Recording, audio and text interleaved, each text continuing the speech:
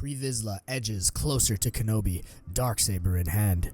"You have twisted Mandalore into a sick perversion of what it once was, Satine," he cries. "Marrying a Jedi? How disgusting." Satine merely looks at Vizsla, her eyes narrowed. "I will not destroy all of the progress that we have made as a society simply because I fear you, Pre."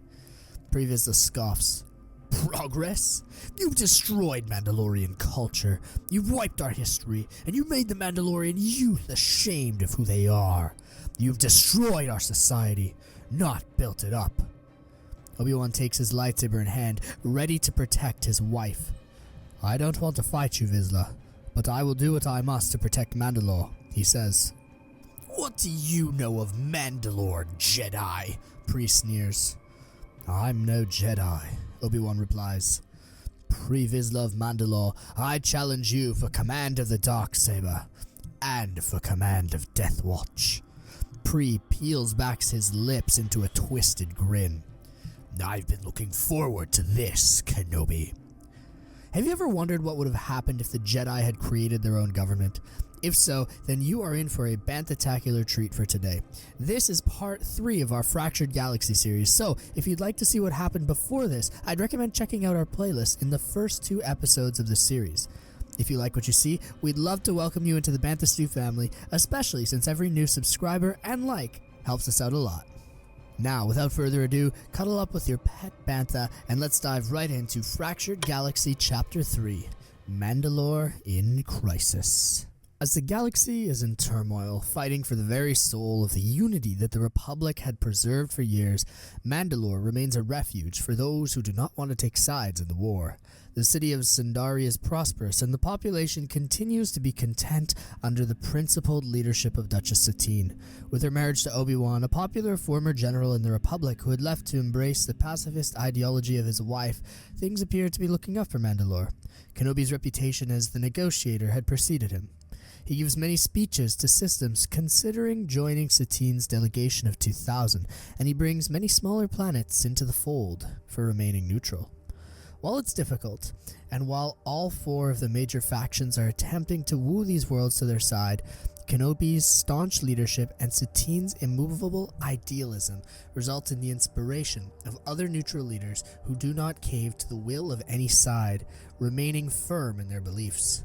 While there are many factions vying for the soul of the galaxy, there are others who continue to further the original tenets of peace that the Republic had championed. Whenever people see Obi-Wan in the streets of Mandalore, they salute him and wave to him, respecting his commitment to their beloved Duchess and the preservation of Mandalorian society.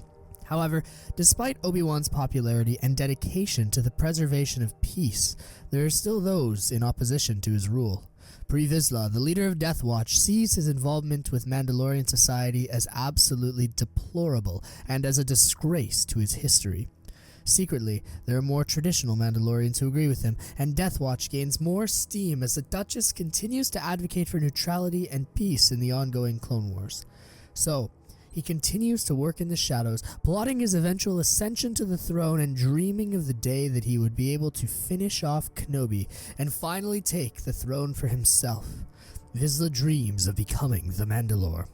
When Maul leaves to see what's going on with what he believed to be his resurrected mother, Pre Vizsla begins to grumble with Bo-Katan in secret.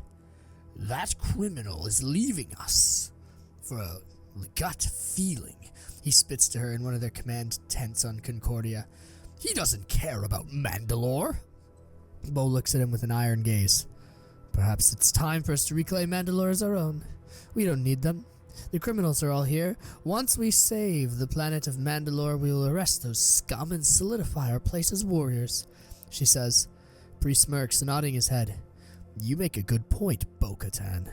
We don't need Maul. Tomorrow, we will address the syndicates and gain their support. Then, we will execute our plan. Well done. Soon, we shall reclaim our birthright." Vizsla heads to bed that evening feeling confident. The next morning, he would prove himself as the true ruler of Mandalore. Soon, Vizsla would accomplish his lifelong dream. The next day, Pre gathers up all of the syndicate leaders whom he and Maul had brought together at this one tent in his camp. They grumble a little bit, wondering why the Mandalorian maniac had brought them together. In that moment, he simply puts on his evil token grin, waiting for all of them to settle in. Then he begins to speak.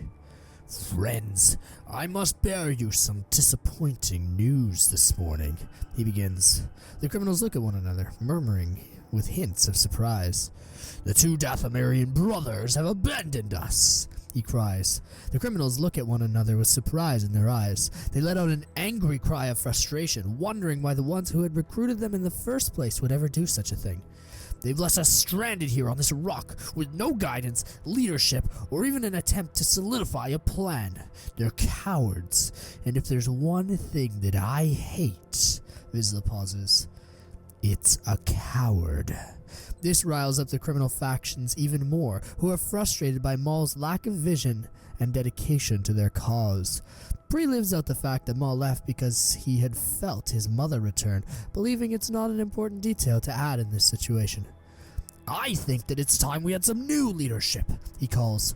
The criminals yell in agreement. "I'm prepared to give all of you what you desire and more if you help me reclaim Mandalore's former glory. I'll lead us all to victory, and we can share the spoils. Under my leadership, we will have the victory and wealth that we desire." Vizsla's speech riles up the crime families, and they applaud his efforts. All of them are on board with his leadership, feeling that it would be far better than Maul to achieve their goals. Soon, Mandalore would erupt in chaos, and Vizsla would be the one who arrived to save the day. The next day, Obi-Wan and Duchess Satine Kryze sit atop their twin thrones in Sundari, watching over their prosperous society. In the middle of a meeting with Satine's nephew, Corky Kryze, who had taken a position as a student intern in their government, suddenly, the captain of Mandalore's police force rushes into the room, breathing heavily with exasperation. "Duchess! Duke! We're under attack!" he yells. Satine calmly asserts herself, standing as she listens to the situation. He explains that there are criminals overrunning their streaks, commandeering their ports, and harassing their citizens. The Black Sun, Pikes, Crimson Dawn, and the Hutts are overwhelming the planet, and the entire city is being wrecked. "I will not lead us down a path that will take us to war," Satine remarks. "We can peacefully restore order in this great city." Obi-Wan looks towards Satine, his eyes narrowed. "My lady, are you sure that this is a solid course of action? We could perhaps call on the support of the Republic, or we could send more police forces towards the incoming threat, or, even better, we could call Anakin. I could even lead a contingent myself, Satine." Satine looks towards Obi-Wan, her heart heavy. "I will not call on the support of a government which is not in line with my values, and that will shackle us to them if we accept their assistance. As for you, Obi-Wan, I don't want to put you in danger," she states. "I know, Satine. I'll be fine. I can lead our police forces to victory," he replies. Satine looks towards him and finally nods. "All right, Obi-Wan. Go free my people," she says. Obi-Wan, who had already adopted the armor of former Prime Minister Almec, places the gold-trimmed helmet on his head. "I love you, Satine," he says. "I love you too, Obi-Wan," she replies. Then, Kenobi ignites his lightsaber and uses his jetpack to propel himself into the sky, soaring into Mandalore, ready to take on these criminals and save his beloved planet. Kenobi soars through the skies, his lightsaber blazing, and he's met with accolades from the citizens below.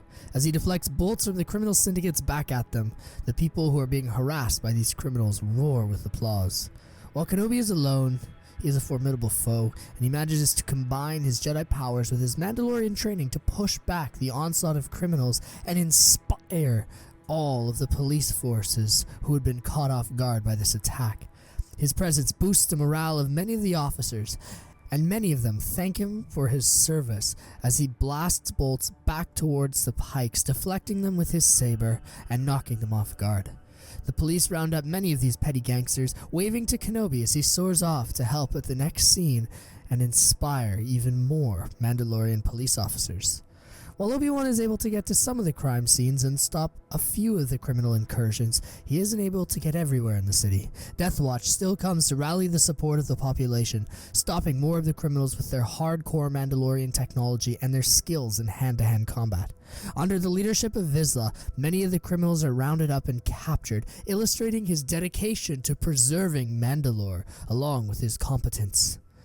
Through the exchange of blaster fire and his adeptness with the Darksaber, Vizsla and Deathwatch engage and emerge victorious over their foes, just as planned.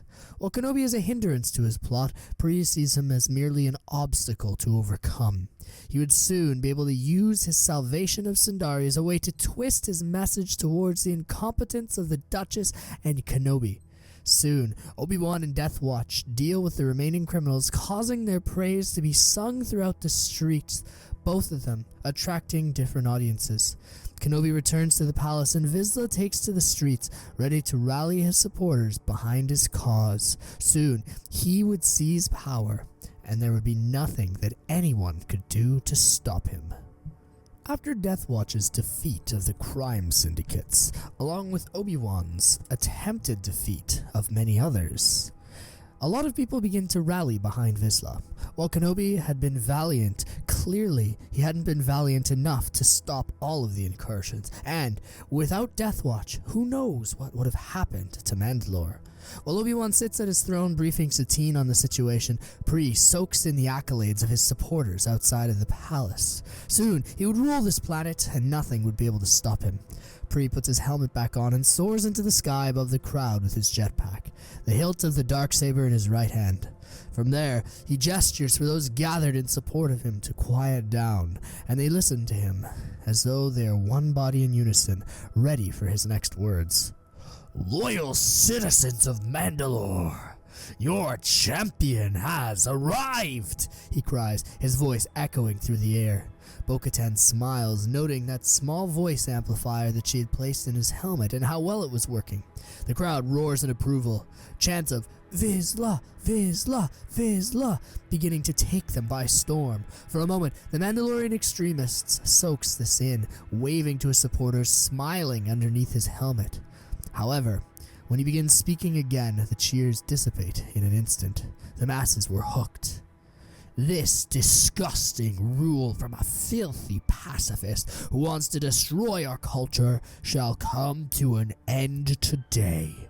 It has proven ineffective, weak, and powerless to protect our great society against the true threats that arise, even with a Jedi at its helm. Duchess Satine of Mandalore is inept, and her leadership is a slap in the face to everything that our people have stood for and built over the millennia. Once, we were great conquerors who had the galaxy in the palm of our hands. Now, we can barely defend ourselves against mere honorless criminals. It's disgusting, and I refuse to stand for this any longer," he cries. "We shall dispose of this disgraceful, Jedi-loving excuse for a Duchess immediately. We will restore Mandalore to its former glory. And most importantly, we, as Mandalorians, shall never back down. Glory to Mandalore," Vizsla cries. "Glory to Mandalore." The crowd responds as Vizsla beckons for his Death Watch comrades to follow him as he shatters the top window of the palace with his Westar 35 blaster, making a hole for him and a few of his loyal soldiers to enter through. At the bottom of the palace, the police do their best to dissuade the crowds from their actions, but they've already made up their minds. All of them attempt to barge through the gates, ready to support their Mandalorian champion. As all of this is going on, Obi-Wan looks towards Satine, his eyes set. "Satine, we need help. I tried to get as many of the criminals as I could, but Death Watch still managed to make themselves look like heroes. They have the hearts of a significant amount of the people. We'll be crushed if I don't call for assistance immediately." Satine looks towards her husband, her face dead spread in an expression of sorrow. "I will not receive help from the Republic," she replies. "I wasn't thinking from the Republic, my love," Obi-Wan muses.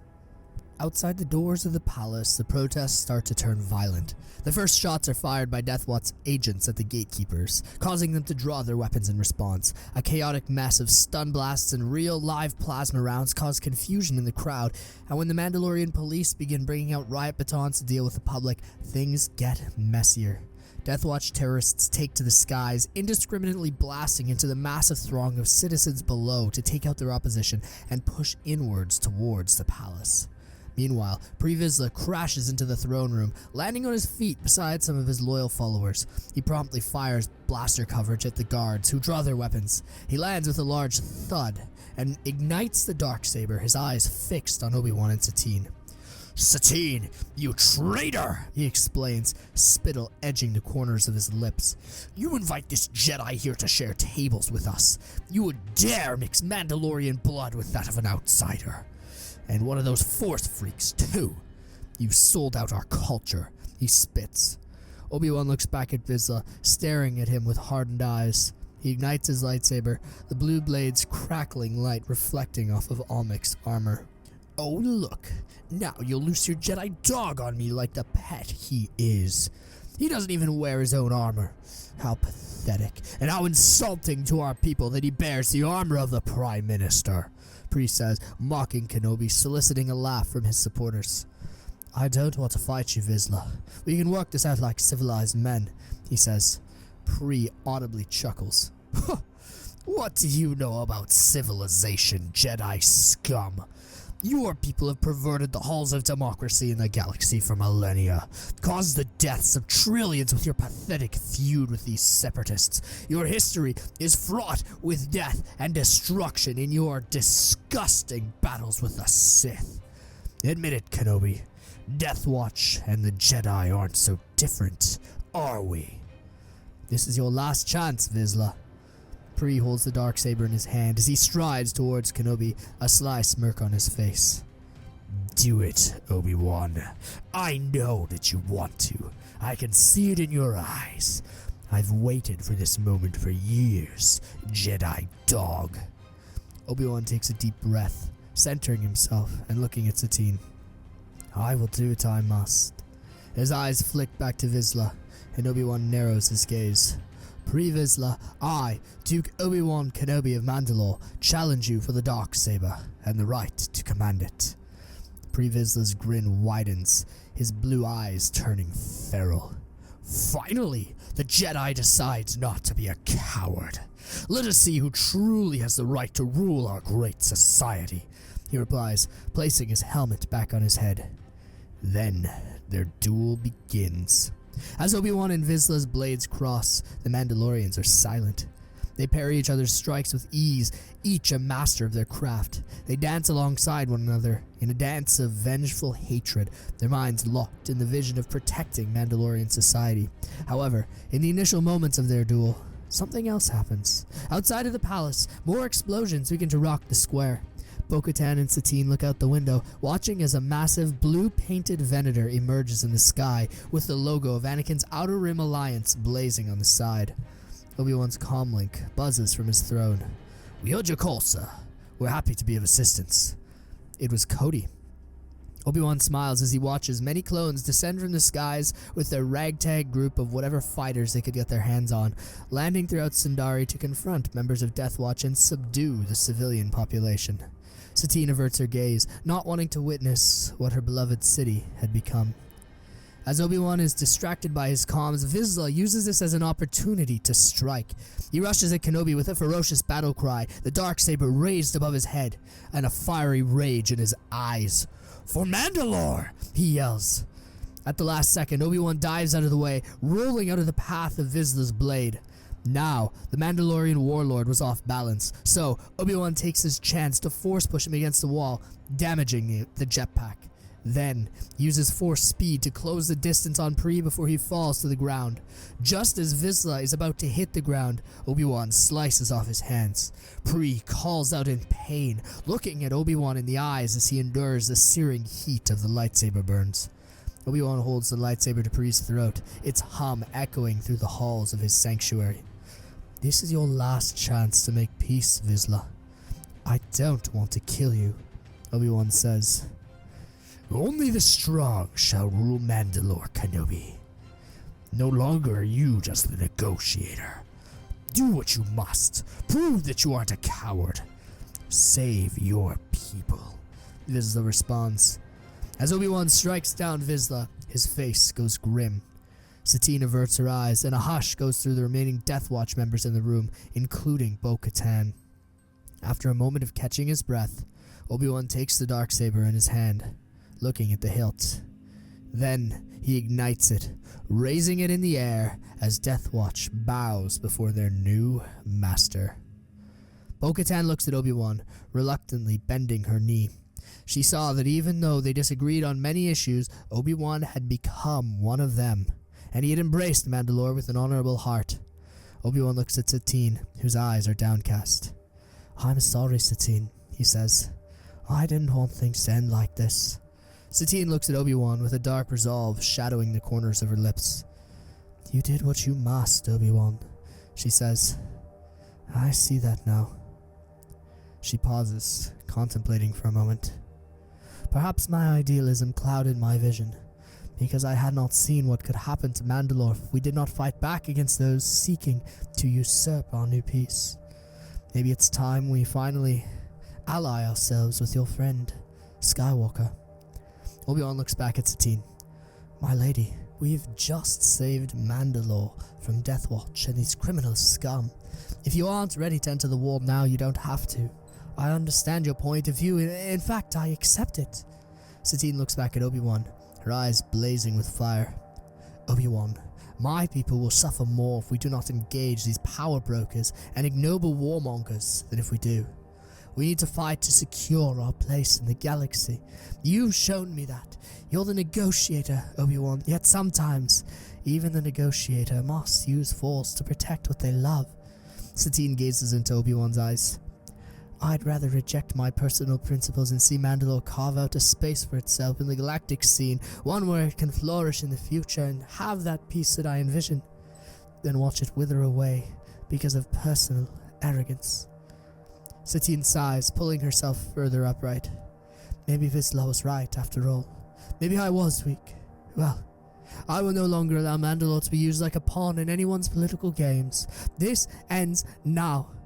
Now I carve our destiny for us, and that destiny, my love, lies with your friend, Anakin Skywalker.